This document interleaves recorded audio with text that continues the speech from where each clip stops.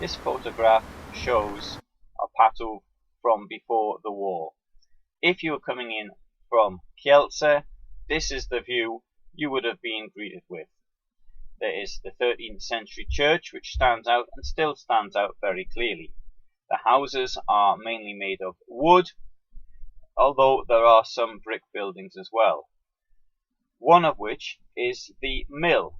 The mill is still there. It's been recently done up.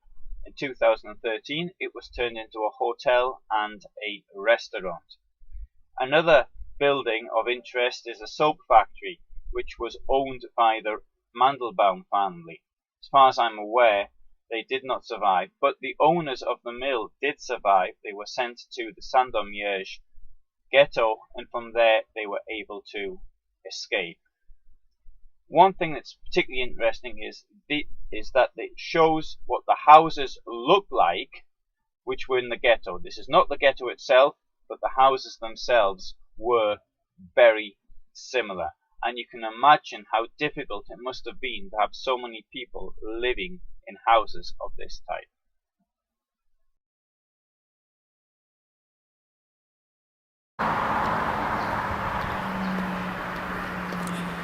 This gives a very similar view to the one in the photograph. Obviously there's more vegetation now.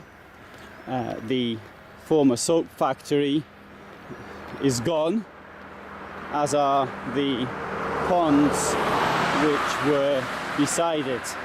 Nonetheless, the church and it appears some of the buildings are still there. Here are two more photographs showing the area that was to become the ghetto in Opatów.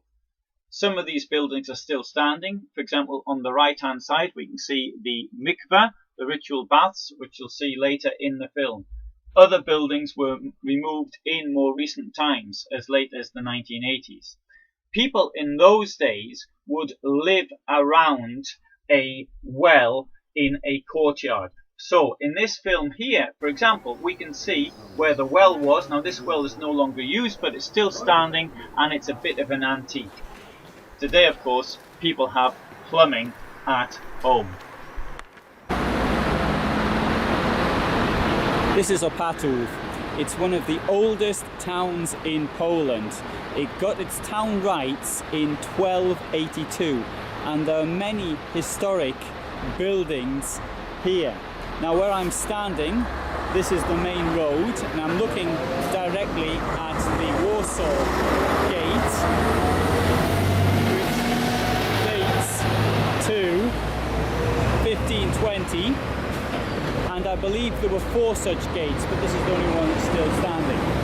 This is the main road. We're going to go from Warsaw to Rzeszów.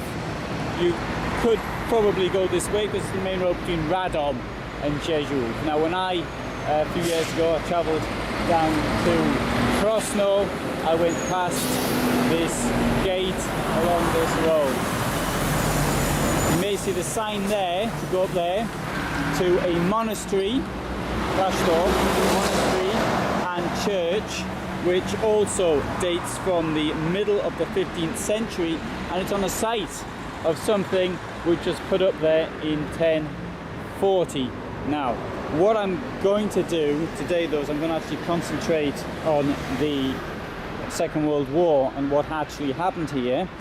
Opatów is known because Samuel Willenburg, who was the last survivor of Treblinka, he was taken from the Opatów ghetto to Treblinka and he escaped. Now he died in February 2016, only a few months ago. But this was largely a Jewish town, and we'll be looking more at that. But first, let's have a look at this church up here. This church dates to the 12th century. But the first thing I'll tell you about the Second World War. When Opatów was captured by the Germans, the Wehrmacht, in the first days of the war, this area here was used as a temporary POW camp. I should say, maybe not camp's not the right word. The POWs were actually held here, I don't quite know how long that was for.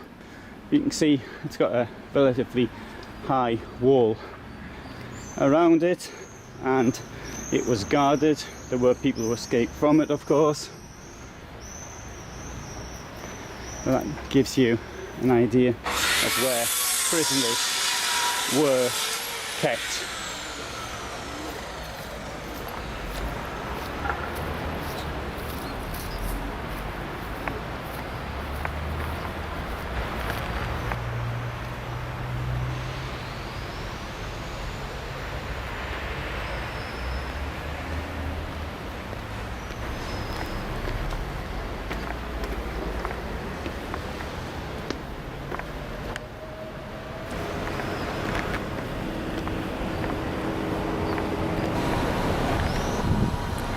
This is the market square in Opatów.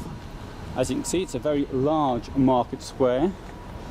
It is one of the largest squares for a town of this size in Poland.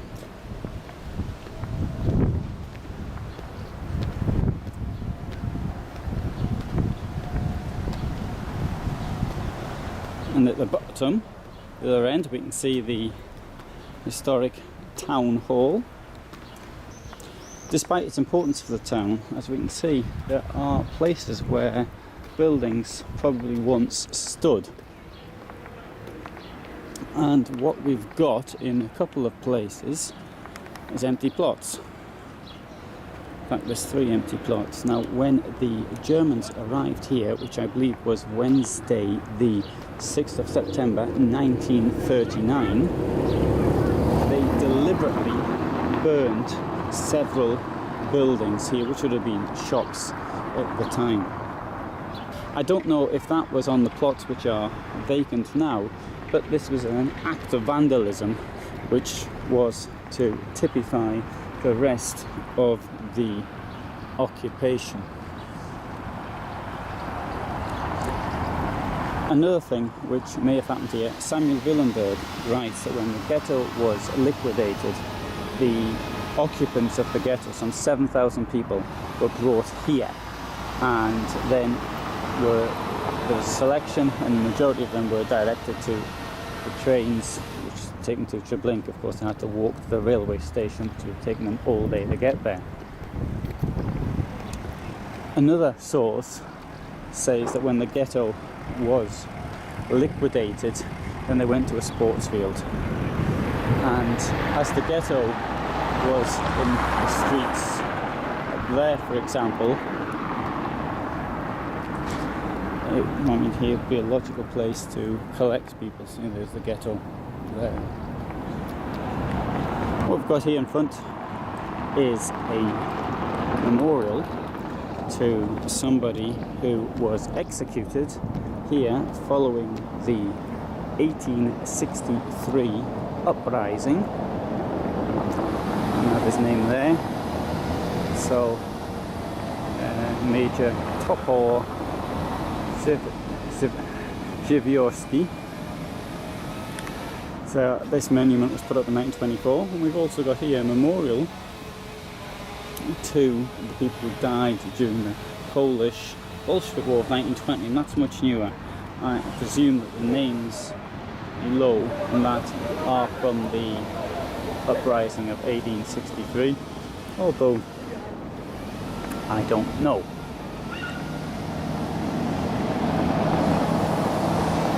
And another thing worth pointing out is that thing there, that red box with the words Swiss contribution written on it, and you see lots of things related to tourism in this area with the word Swiss contribution.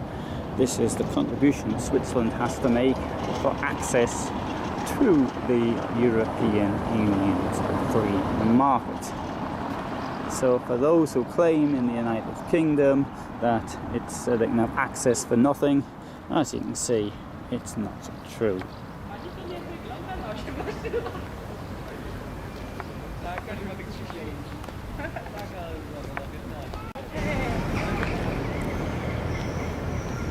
This building dates the 16th century. It's the town hall, and under the Russian occupation, this was used as a barracks. Outside today, some photographs of then and now, old photographs with new ones.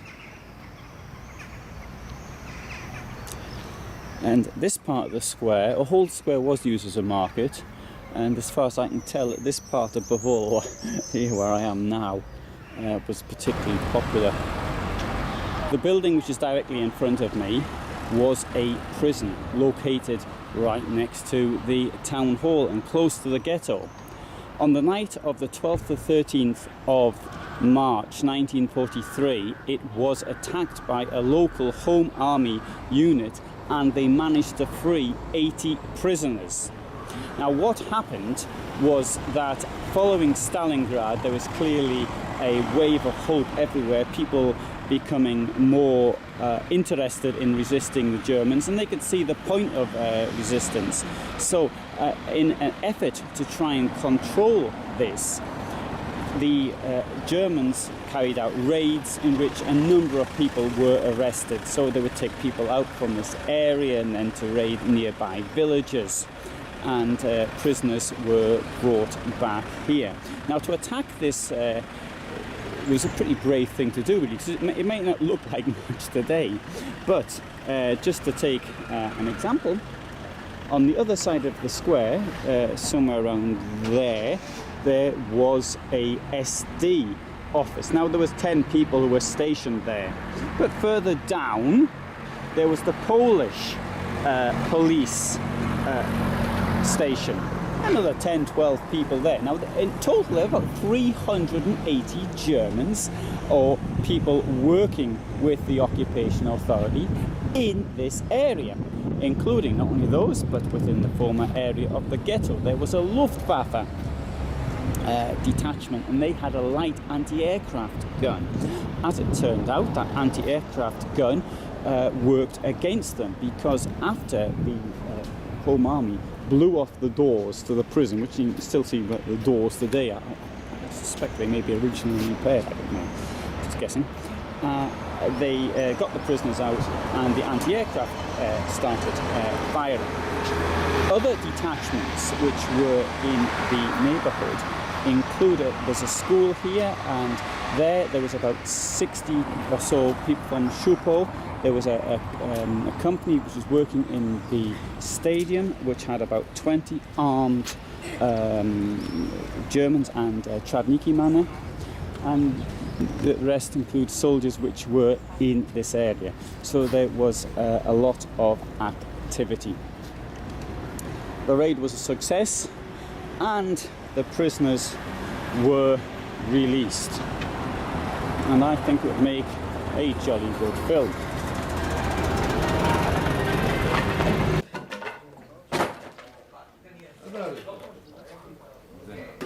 Co?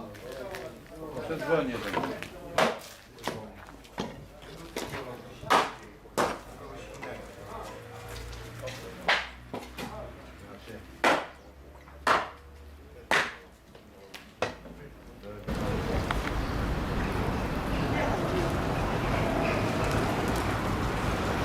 I don't know if prisons were actually kept here, and if they were, I presume it was all barred.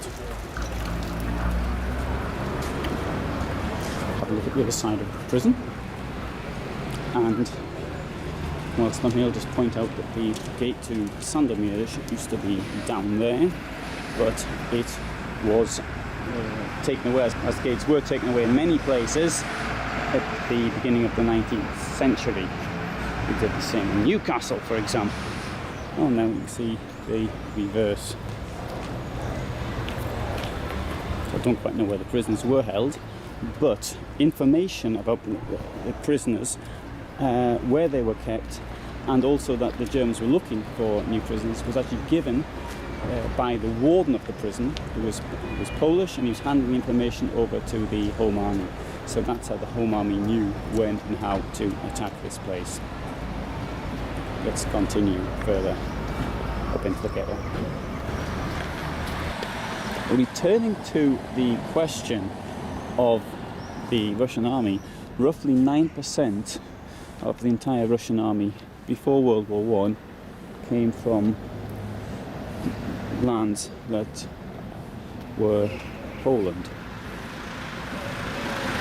So we had a situation whereby people were being conscripted, forced into the army for either 3 years if it was a artillery or infantry unit, or 4 years if it was for cavalry, although they probably didn't allow too many conscripts from Poland into cavalry, I don't know, I'm just guessing. But these were people who had rebelled several times. Now, bearing in mind that the majority of the population here was Jewish, and Jews had a particularly hard time in the Russian Empire with non-stop pogroms such as Kishinev, Odessa, but also pogroms happened within lands of which were Congress, Poland.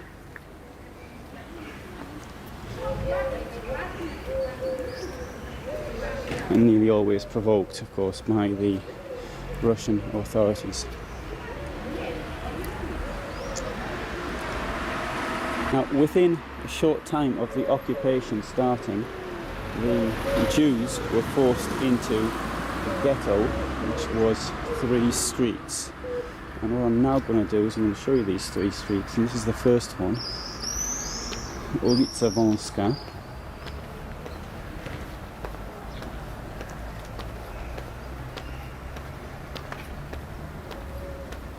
As you can see, there's quite a lot of land which was probably used once for houses, but is not used for houses anymore. One thing that is shocking is that there were more than 7,000 people in here. So what happened was the outbreak of war, or outbreak of the occupation, let's say, there was roughly 5,200 Jews here, who were later joined by people above all from the area of Łódź and from larger towns, because they came to smaller places because they thought they'd get food easier, it'd be easier to hide, they'd have a better chance of survival. Historically, in the towns in wartime, there is starvation, whereas in the countryside, food can be obtained.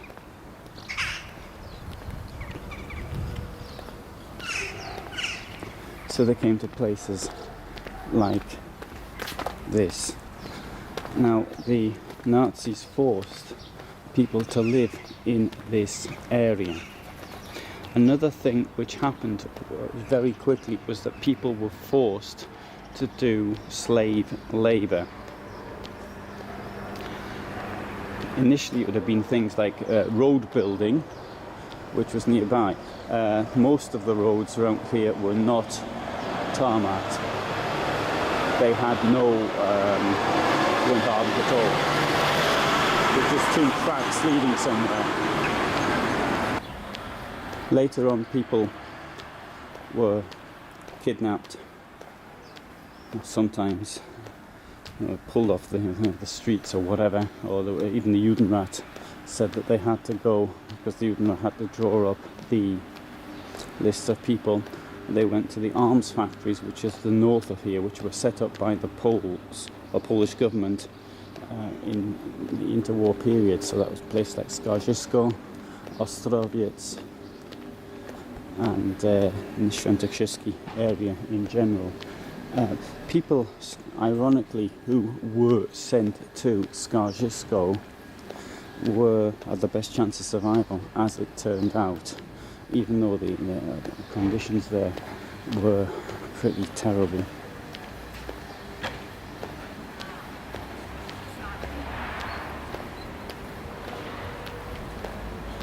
Now,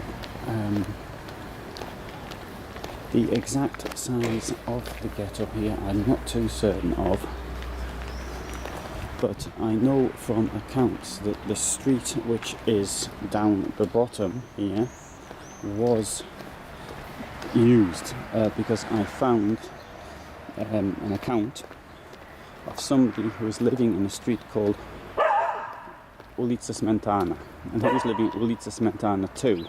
The family was given 2 rooms, which was, he said it was soaking wet inside. He'd lie down, go to sleep at night. In the morning it was like he'd just washed his hair, it was so wet. The floor was earthen, and they brought a water barrel with them. Obviously must have been quite wealthy before, because they had a grain business, and they couldn't get the barrel inside, but they managed to leave the barrel outside.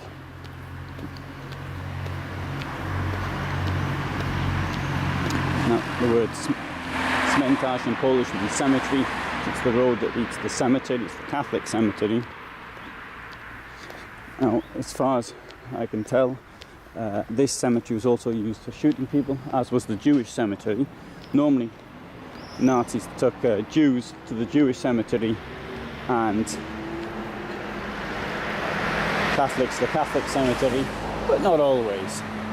So this part, these houses here, as far as I can tell, were part of the ghetto, which makes this, that means that this road here was dissected. I suspect that when they came to closing it off, that this bit was not included. The person who gave this testimony was taken to one of the weapons plants before the ghetto was closed off in May of 1942. Now up there, where it says Kruvka today, that was the Jewish ritual baths at the mikveh. But come to that a bit later. Now, whereas not many houses from the Second World War have survived, there are some, and this will give you an idea of what it must have been like to live here, because at a time when there was more than 7,000 people were forced to live in these 3 streets, which didn't have these buildings as tall as we have today, but were buildings that looked like that. And so you could have a situation, I saw one account saying there were 5 families in one room in certain places. Now the gentleman I mentioned earlier, his entire family was put into 2 rooms, so maybe it was really tiny rooms, I'm unable to say. He also mentioned that his father managed to buy a stove from somewhere.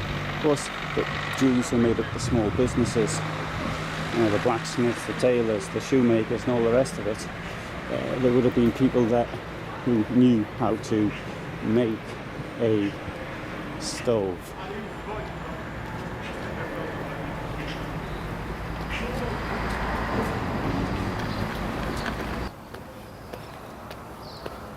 Now, the brick building, which is coming to the right, with the sort of plastic-like facade at the bottom, that was apparently a prayer house at one time.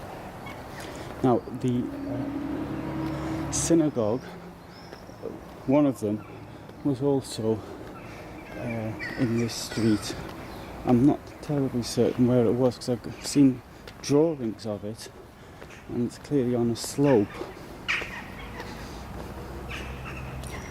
Now, this tree here, on this plot of land where once would have been buildings, the tree's probably 35 years old, something like that, date to about 1980, because they grow quite quickly.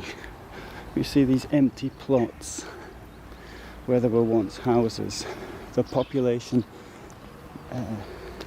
was, because the Jews were gone, so that's 61% of the population were gone, and many of the locals went as well. So you've got a population which was declining. The locals went after the war, I should say. Although, as you can see, there's plenty of socialist era architecture.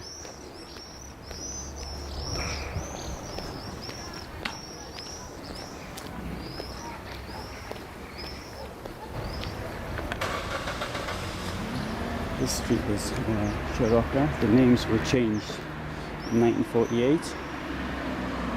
Previously it was known as Jasławicza or Żydowska, ulica Żydowska, the Jews' street.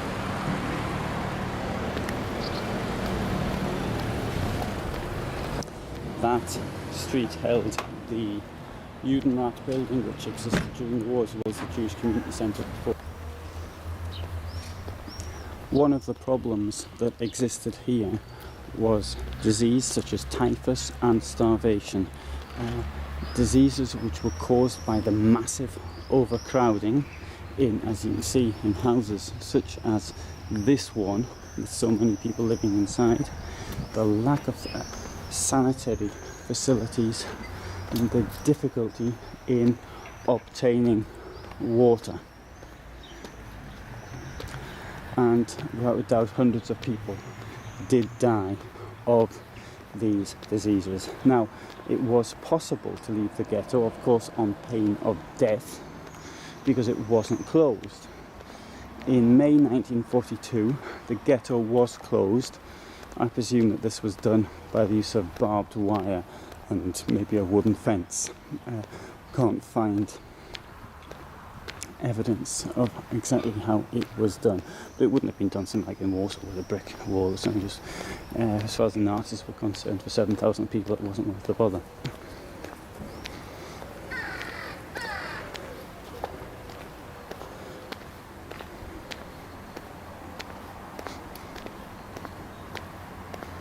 One thing does come out at the beginning of the time of the ghetto was there seems to have been relatively I won't say good relations, but better relations than existed with the occupying authorities in other places. For example, there is schooling was allowed.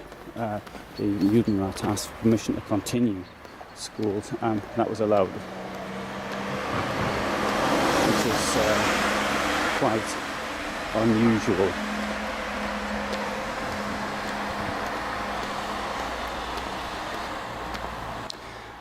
As far as the liquidation of the ghetto is concerned, what we know from, for example, Samuel Willenburg, who wrote his book Revolt in Treblinka, and he stated, he arrived here from Częstochowa, so I suspect he may have spent a couple of months here. There was things he didn't write about.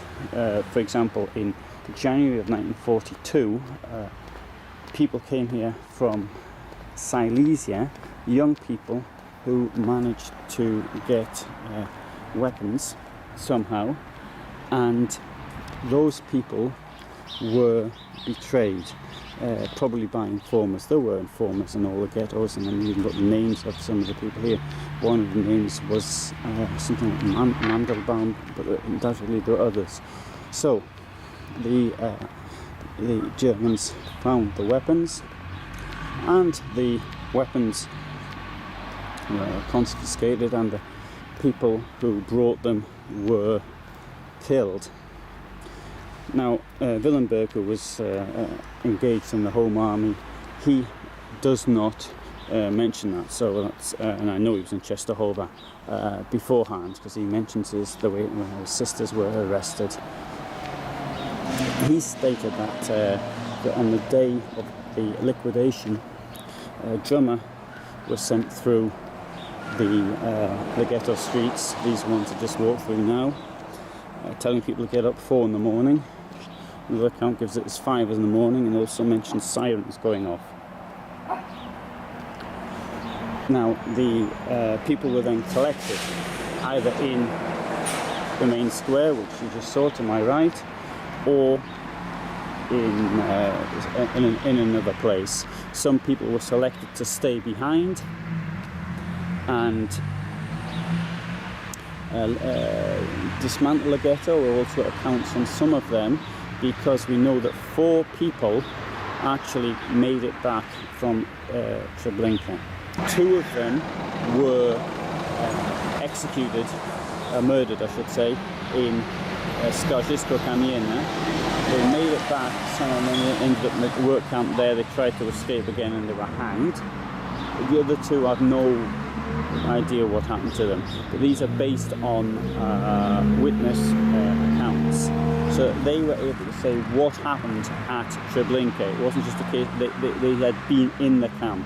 I'm unable to give any details of how they managed to escape or managed to make it back here, a distance of a couple of 100 kilometers.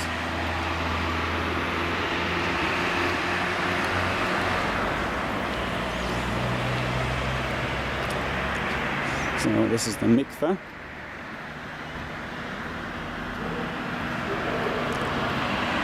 Now make the kruvka, which is a type of toffee. I think you can got this up in English. You know, 19th century baths used for ritual immersion for the Jewish community in Opatów. Now it's the regional dairy cooperative. It's like a toffee, a kruvka. It's like softer though than we Anglo-Saxons have as our toffees. Apparently you can also do a tour around the toffee plant, should you be so interested.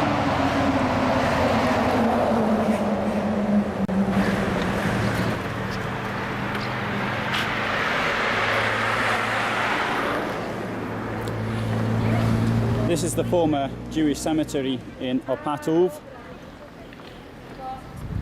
The Nazis first destroyed it, then in 1956 the communist authorities made a park out of it with children's school. Recently the school playground left the area of the former cemetery, and this gate was put up. What is left of the Jewish cemetery today, a place where thousands of Jews lived 75 years ago.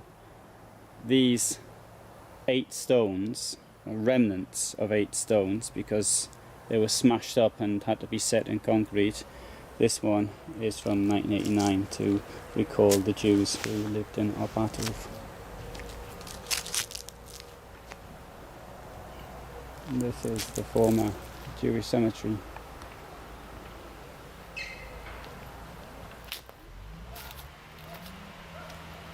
The second Jewish cemetery, there was another one which was closed. See how big it is.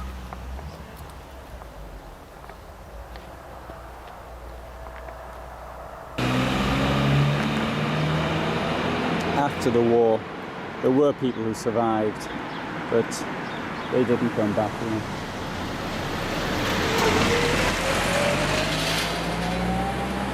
So you can see now this very typically Jewish ghetto, how it was wiped out by the Nazis.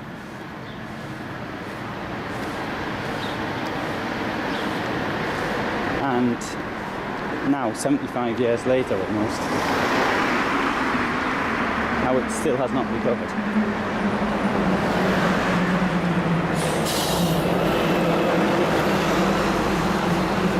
What the Nazis did by removing the intelligentsia, both Catholic and Jewish and other religions, they killed off the Jews and made most of the small businesses, who were then farmers, were unable to get their ploughs fixed and all the rest of it, the horses shoed. These are the effects which I think are often forgotten about. So, and after the Second World War, this was occupied by the Soviet Union with their own form of economic mismanagement, the forms of oppression to liquidate those who had taken part in the struggle against the Nazis in the Home Army and others.